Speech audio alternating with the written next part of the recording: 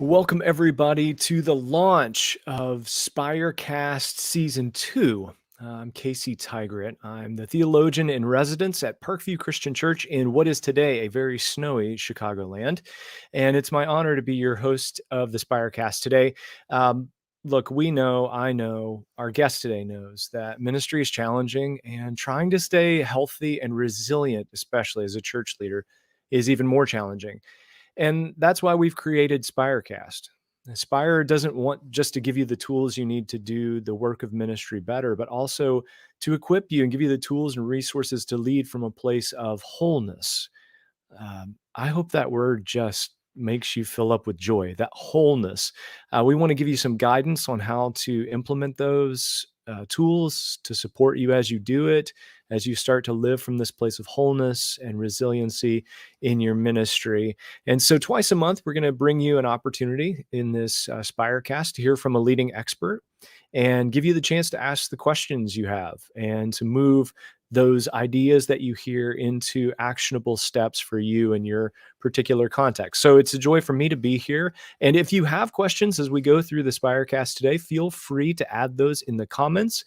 We do have some questions we're going to be answering already. But if you have any questions that come up, please feel free to shoot those over. We would love to help you with those. It's my privilege to introduce to you our guest today, Mindy Caliguire. I say that because Mindy's a friend. Mindy is also someone who I've learned a great deal from in the last, I don't know how many years, because that's no good. It's been a while since we've known each other and we've been working together. And so Mindy is the CEO of Soul Care and also has multiple ministry locations and experiences that we can talk about later. She's a retreat leader, a speaker, a thought leader in the area of not only spiritual formation and soul care, but also how those things interact and integrate with technology and systems and leadership structures. So Mindy, welcome to the Spirecast. It's good to talk with you today. Thanks, Casey. It's good to be with you guys, and welcome. I see somebody's in from Memphis. That's pretty fun. We are pretty snowy here in Boulder as well. We had about 8 inches of fresh snow. It's going to be snowing all day today, and it was a whopping 12 degrees as I drove here this morning. So Ooh, a little chilly, a little frigid. But anyway, thrilled, honored to be with you, especially at the launch of this new season for Spirecast. Really love the vision and love the commitment to helping leaders, not only with the leadership side of their life, but as you were saying, like living out of wholeness. Never been more important for us. And so really an honor to be with you all at the launch of this next season. Yeah, and I should say that you and I work together now. I'm a part of the Soul Care family, overseeing spiritual direction. So there may be some of our conversation where we quote unquote talk shop, and I just want people to know that we also work together in the Soul Care area. Which brings me to the first question I want to ask you, and I feel like every time I have a conversation these days with a ministry leader, we come to the last 2 years. A lot of us are living differently than we have ever before, for good or for bad, in the last 2 years. And I think it's reframed the way we've looked at pretty much everything. But for you, as you talk to the people you talk to, what's the sense you have of like the evolving nature of what soul health and soul care looks like in this new, I don't want to say post-pandemic, I kind of say chapter 2 pandemic reality. What do you sense is coming around or coming about, especially for leaders? Yeah, there have been a lot of shifts, I think, in this conversation. You and I both for many, many years have cared about this topic for leaders. And for a long time, I think it was kind of in the category of, well, if you've got nothing better to do with your time, which is never true for leaders, if you got nothing better to do with your time, then you might take time to care for your soul. And no one would have said that explicitly, but that was sort of the vibe. And what I'm seeing now is that everyone is recognizing the priority of finding a way of life that keeps their soul connected with God, full and available to the needs and people around them, because the circumstances have been so hard, so painful. And the alternate reality, if you could say, of living in those unforced rhythms of grace that's absolutely available to us, has never been more necessary. And so I think you Casey, have been part of some of this like listening tour that we've been doing through Soul Care with leaders in all different kinds of organizations. And it started back in the fall of 2021, so just last year. And I would say that that's like one of the places that's just not anecdotal conversations that I have with groups that I travel to do stuff with or am locally here with either, but really some explicit conversations about soul care and spiritual formation in their own lives and their organizations' lives. And like one of the biggest findings we had coming out of that first round of listening tour conversations was that there is a growing, I would say, deep refusal to go back to this like driven, striving, anxious way of leading. And a lot of the folks we were interviewing, and I think this is interesting, it's kind of telling of the moment we're in, they're like, I don't even know another way. This is all I've ever known. And I know that was my story when I was in leadership so many, many years ago, church planting. And I didn't know another way besides everything that sort of is the stronger, better, faster, harder kind of stuff. What was that song in the 90s? All of a sudden I heard that tune in my head. Anyway, somebody can like put it in the chat and remind us.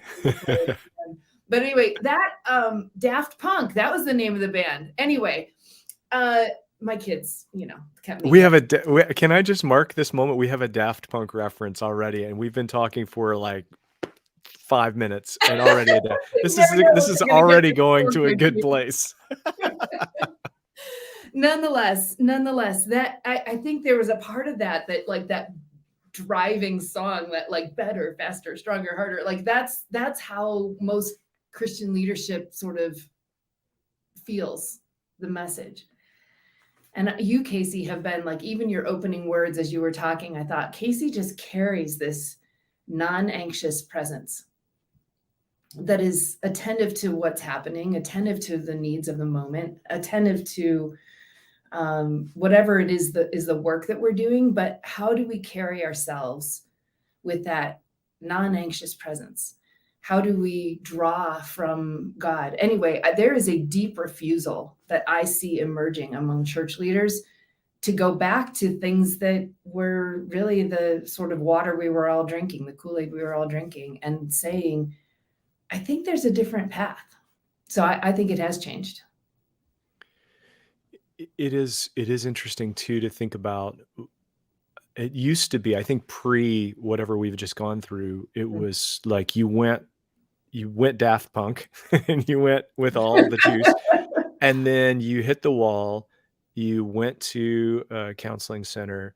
You read that one burnout book, and then you had to figure out, what do you do that's new? And I feel like the difference now is I think everybody came to that moment at once. Mm-hmm. And what I've noticed too is the amount of sacrifice people are willing to make, leaders are willing to make in order to choose that other path, either leaving their ministry role or going bivocational or taking a lesser role with better pace. And so I think you're right. I think that evolution of, I don't want to go back to that place where I was. And I think that's reflected a bit in the questions that have been sent in to us ahead of time. So I want to process a few of those with you. One that I mean, you've been doing this work for years.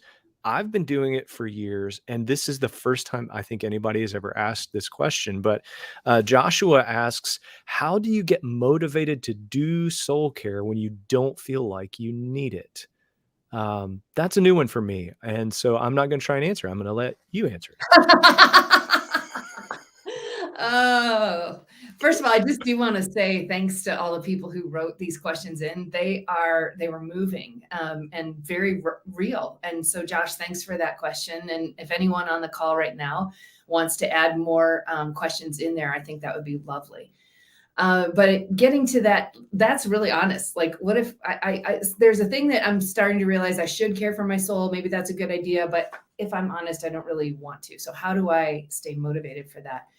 Some of the things that I think help, kind of two big ideas, and then Casey, of course, you should weigh in as well. But for me, it has been helpful to learn to discern what are my own symptoms of soul neglect. The Spire conference, we talked about this in 2019, and you guys can access that recording if you're interested. But your soul is your life. It's like the thing that integrates all the dimensions of your personhood. It's not some little Jesus bumper sticker that, is some toggle switch that got flipped on when you were saved. It's your life, biblically understood, your soul, your life. And so I think a lot of us have grown up in systems where soul care or discipleship or devotional practices or whatever you wanted to say were just a list of to-dos. You should have a quiet time. You should do this. You should do that. And maybe you should. I'm not saying those are bad things. Should is a strong word, but I'm not saying they're bad things. But to learn to pay attention to when your actual life is starting to exhibit utterly predictable symptoms of a disconnection from God, from a disconnection. And we don't fundamentally separate from God, but like how are we losing a sense of God is with me and God is for me? And when we start to lose that sense, we all behave in certain ways. And there are certain ways I've come to believe that, like, Casey's symptoms of soul neglect might be quite different than mine and different than yours. And so coming to understand what those are helps me then be motivated to care for my soul, because I start to connect the dots. Like, oh, and for me, I'll say one of the examples for me of when I know when I'm starting to lose that sense of connection is I can feel this internal churn of drivenness. And I'm assigning that meaning to that word. For some people, that's not a negative thing at all. But for me, I can just start to feel like when the weight of the world is on my shoulders, I got to go make something happen. I got to figure it out. Like, I can actually physically feel it. And that is a flag for me. It's like, oh, really? You think it's all up to you? And it doesn't make me go shame myself for being in that place. It doesn't make me, beat myself into a better perspective. It's like, oh no, that's my soul crying out. Like, I need to just breathe. I need to remember that God is with me. God is for me. I need to reconnect. I don't need to have a 6-hour solitude thing to fix it. 6 hours of solitude might be awesome, but as near as my breath, I can remember, oh God, you are with me. You are the one who is ultimately sovereign over all these things. And my motivation, just to get back to that word, my motivation to care for my soul is increased. My awareness, I would say, is usually the thing that then brings motivation. It's like when I realize I'm depleted, it's motivating. It helps me go, oh, this is what I'm contending with. This is what I'm dealing with. It's not like just go fix this one thing. It's like, no, reconnect with God, whatever that looks like in this moment. Rearrange my schedule, rearrange whatever needs to happen to get back to a place where my confidence in God is restored. My connection, my conversational relationship is restored. But I would say the other thing, besides awareness of that symptom and specifically what your personal symptoms might be, Josh, I think just reorienting or reframing the care of your soul, instead of a list of things you have to go do that you need to stay motivated to go do, to rather just anchoring to this bigger picture of what does it mean for me to live my life and fulfill my leadership responsibilities in the context of the goodness of God, in the context of the reality of the kingdom. And things that help me reorient to that bigger picture take the conversation almost out of muscling up to a certain amount of motivation and more just my imagination of what's real right now. What is real right now? Yeah. About my life, about me, about God, about God's purposes. And when I can reframe to that bigger picture, taking time for silence in the morning isn't as much oh gosh, I got to overcome the fact that I'd rather go answer my emails. It's more like, oh no, that's actually the most strategic thing I can do. That is the best way for me to serve into this life that God has created for me, and to enjoy God, enjoy my life, enjoy even hard things that I've got to face, which I've had more than a few of since December 30th. So it's been go time for me. Like, all right, are those unforced rhythms of grace truly available to us in hard times? And I'll promise you, yes, they are. Yeah, and the bigger picture to that too, there's a couple of people who have asked in the chat about how do we encourage other staff who don't feel motivated to do soul care? What are the resources? Things like that. I think too, organizations can play a part in this. Churches, especially. A lot of us have a strategy for soul health for staff and for ourselves, but we don't have a culture of soul health. And so it's not an expectation. It's another task on the list. And so that's one thing that I think if you're a church leader, think about building a culture of soul health, and we can work with you on that. Soul care can help you with that. But the other thing I would say is we have to reach our brain, think of health not as something reactive, but as something proactive. It's almost like going to the doctor. Like you don't go until you have symptoms. We've kind of treated soul health that same way. Instead of seeing it as I do this so that I don't feel like I need it. If you feel like you need soul health or soul care practices, you're probably going into that place of neglect. Once you get out of that, it would be good not to go back. So how do we begin to see it as a proactive, healthy rhythm for just being alive rather than addressing a particular challenge or problem? Yep. So I think that can be helpful. Yeah, that's the bigger one. It's good. There's several questions about rest. And so since you talked about, drivenness and your definition of it, one question from Steve says, what are the best ways for a busy leader to learn how to truly rest better? And especially this last part, I think this is what we've been talking about, especially if they're naturally wired to be more on the go. It seems like leadership positions tend to go to people who are what you and I have fondly referred to as the jet fuel drinkers. How does a jet fuel drinker learn how to rest? Well, first of all, they got to realize if they don't refuel, that jet's not going anywhere. Mayday. Right? Yeah. So I would say a couple categories on that. First of all, it's really for us who really take the scriptures so seriously. It's an interesting study to look at the way of Jesus and notice patterns of exertion and rest. And there's a book that's by a Japanese theologian. I don't remember his name right now, but the book is called The 3 Mile Per Hour God, and that being the pace at which we walk. And that was much of the pace that Jesus did his ministry at. And we live in an artificial life where we, fly between cities, between countries, we fly between meetings, we click between Zoom meetings, one to the next. And we have capacities for acceleration that were not the case then. And even if that is a little bit of a difference, we can just still see Jesus withdrawing and resting. And one friend of mine once said, it's so curious to me that we as Christian leaders do so many things that Jesus never did, and we don't do many of the things that Jesus actually did do. And rest would be one of them. So there's a sort of what do we look to the example of Jesus and see that I think it matters. And then another idea that has helped me a lot, and I will say this even in the last 6 to 8 months, like I've been somebody who pretty much functions on 6.5 hours of sleep a night, a lot. And that feels like my normal. I never questioned it.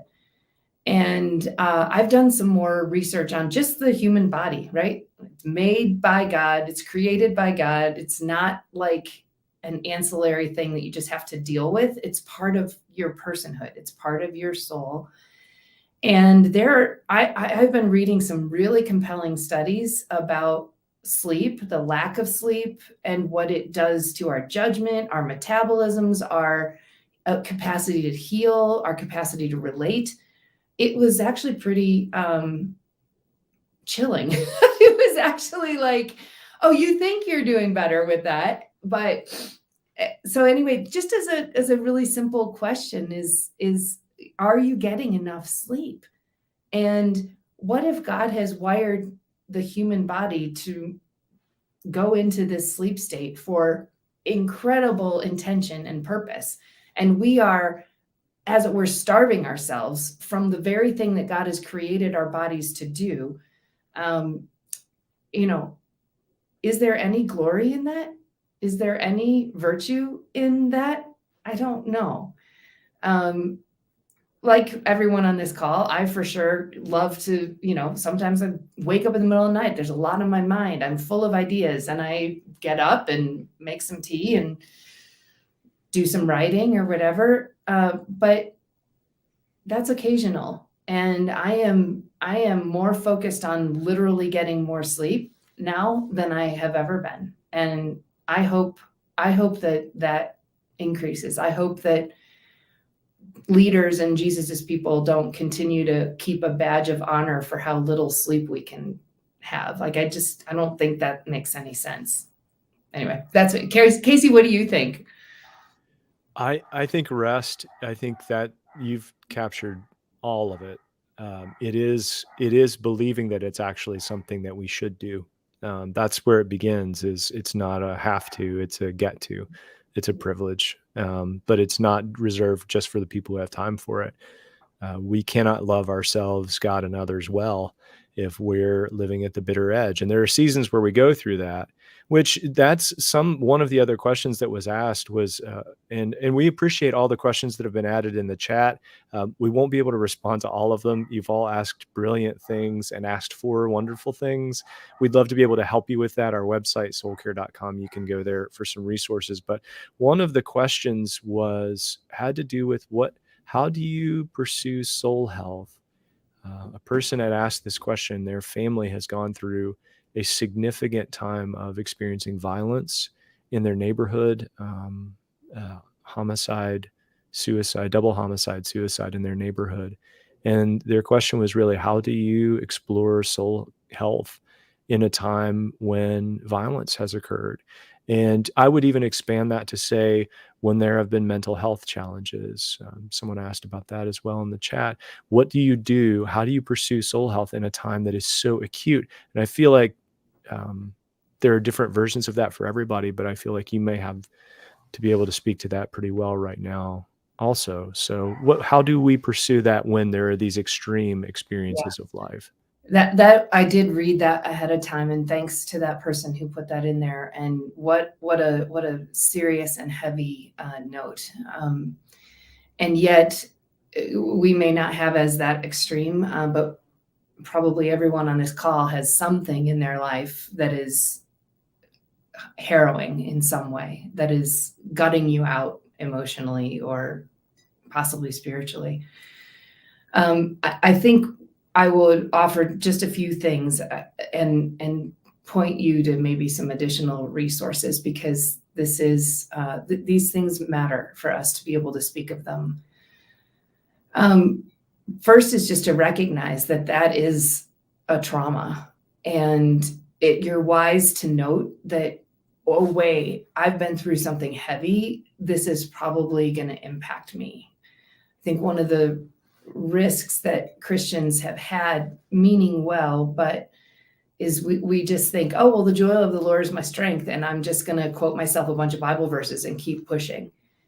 And that is not authentic. It's not integrated. It's not going to help you in the long run. And I'm not saying that the joy of the Lord isn't our strength, but I am saying we pause, we acknowledge the severity of what's going on, and it's wise to reach out for help, especially in the realm of how to metabolize trauma, how to, as it were, kind of like, how do I allow God to meet me in this place of this unspeakable loss, this unbelievable rupture into what I thought was my circumstances or my life.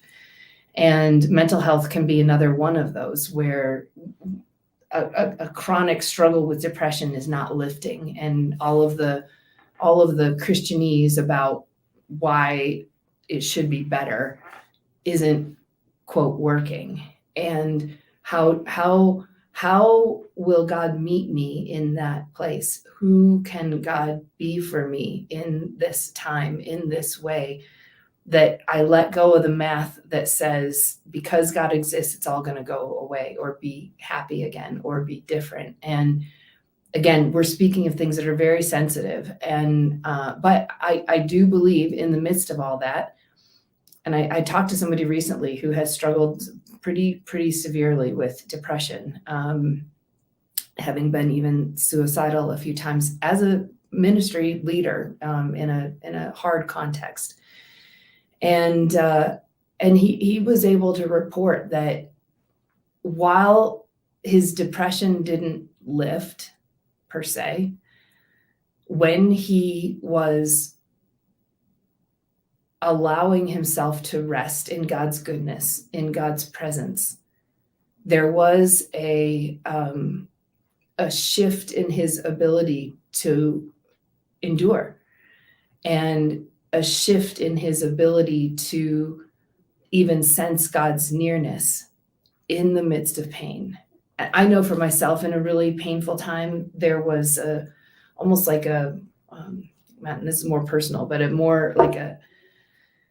I just felt God saying to me, and this is a much bigger story, but in the context of this really painful thing, I felt God just saying to me, Mindy, will you let me be with you in a painful place? And in a way that in my head wasn't the answer I wanted, right? I wanted relief from the pain. I wanted it to go away. I wanted a solution. And yet I can tell you how many times, not only in that moment, but in many years since, when I've gone back to that, what sensed as a really beautiful word from God to me, but I think he says that to all of us. Would you let me be with you in a painful place? And man, when we're open to that, when my soul can rest in that and not find hope in closure and a fix, but find hope in God's presence in the midst, find peace, find security and safety, find life in that. I can report, and I know Casey can report, and many others throughout history can report that God can sustain us in those places. So that's what I would offer on that. Yeah. Casey, I would love for you to speak into this if you would. No, I think I appreciate the note of God being with us in a painful place. And a lot of times as leaders, we're also sharing those. We are in a painful place with someone else. And how do we both receive it ourselves, but also continue to be present and available to people who we're guiding and caring for. And the work of pastoral leadership oftentimes puts you in that spot where you're like, okay, how much can I hold on with this person? And then at what point have I reached the end? At what point can I not take any more on? And that's a discernment process. I know for me, being with a spiritual director has helped that a lot. Having a third person to hold that non-anxious space for you and say, yeah, let's talk about how much you're carrying right now. And what do you sense God's saying about that? So yeah, I like that image. I hope everybody will carry that with them, of God being with us in a painful place. We come to the end of our time, Mindy. No! Gosh, thank you. I know. It's parting is such a sweet This has been so delightful, you all. You've got such great comments. Please do reach out to us on Soul Care through the email. My email is mcaliguire@soulcare.com. Casey's is same formula as C. Tigrit.